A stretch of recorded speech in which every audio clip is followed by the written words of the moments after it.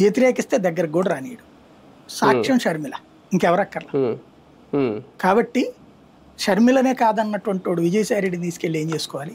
ఇంకా షర్మిల కొంత బెటర్, కుటుంబ సభ్యురాలు ప్లస్ వివాదాలన్నీ పరిష్కారం అవుతాయి కూడా. అయినా కూడా షర్మిల దగ్గరికి రానివాడు విజయసాయి రెడ్డిని దగ్గరికి రానిస్తాడా? ఇంకా ఆయనకి నెక్స్ట్ ఆప్షను ఆయన ఏంటంటే లైమ్ లైట్ లో నేను ఉన్నాను, నేనేం వెళ్ళిపోలేదు అనేది గుర్తు చేస్తున్నారు అంతే. Just remembrance.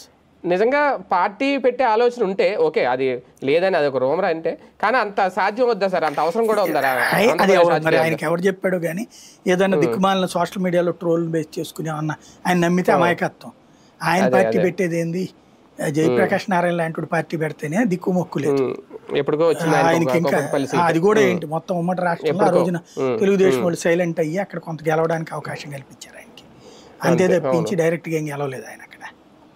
కొంతవరకు తెలుగుదేశం సైలెంట్ అయింది, డౌన్ ప్లే చేసి గెలిపించింది అక్కడ ఆ ఈక్వేషన్స్ కారణంగా. అంతే తప్పించి ఈయన పార్టీ పెడితే ఎవడోట్ వేయాలా? హరికృష్ణ పార్టీ పెడితేనే వర్కౌట్ కాలేదు, చిరంజీవి పార్టీ పెడితేనే వర్కౌట్ కాలేదు.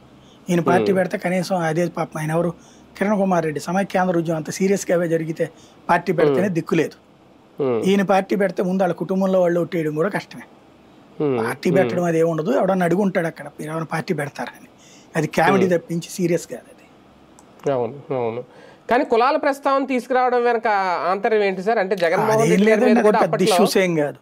అక్కడ దాంట్లో ఆ చుట్టుపక్కల ఉన్న వాళ్ళు అందరూ ఏ కులాలలో భోజనానికి పిలిచిన వాళ్ళు, విజయసాయి రెడ్డి వల్ల విజయసాయి రెడ్డి వలన ప్రయోజనాలు పొందిన వాళ్ళు అయి ఉంటారు, ఏదైనా పోస్టులు సంపాదించుకున్న వాళ్ళు అయి ఉంటారు. వాళ్ళు మేబీ ఇప్పుడు వైసీపీ అభిమానంగా ఉండి ఉంటారు, అవకాశాలు వచ్చి ఉండవు.